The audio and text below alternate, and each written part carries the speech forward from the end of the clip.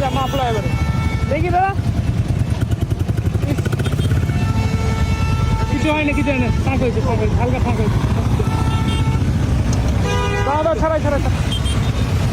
দেখছো মাফলা এবারে মাঞ্জা বাহ বাহ বাহ বাহ এরা কোনোদিনও মানুষ হবে না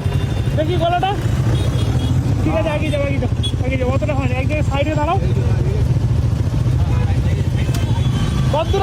আছে তোমার ভাই কেউ মানজারা ভাই